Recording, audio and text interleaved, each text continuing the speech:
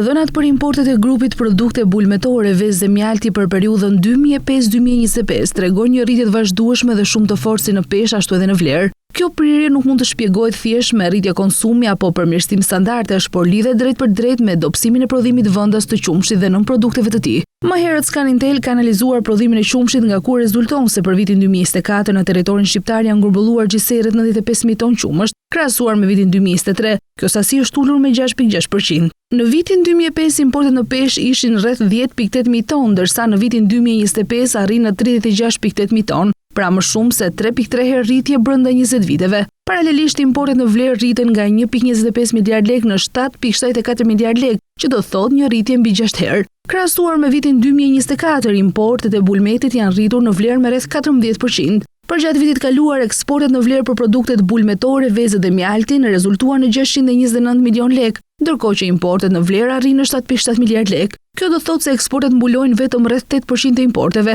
Me fjalë të tjera, për çdo një lekë të fituar nga eksporti shpenzohen mbi 12 lekë për importet. Kjo krijon një deficit tregtar shumë të thellë, rreth 7.1 miliard lekë vetëm për këtë grup produktesh, por nga cilat vende furnizohemi për këtë kapitull. Struktura e partnerëve tregtar për importet e produkteve bulmetore tregon një përqendrim të lartë nga disa vende kyçe europiane. Italia dominon qartë me 33.4% të totalit të importeve, duke u pozicionuar si furnizuesi kryesor i tregut vendas. Pastaj vijnë Gjermania me 12.2% dhe Greqia me 9.3%, të cilat së bashku me Italinë mbulojnë mbi gjysmën e importeve totale. Një peshë të konsiderueshme kanë edhe Serbia me 8.8%, Holanda me 4.6% dhe Hungaria me 4%.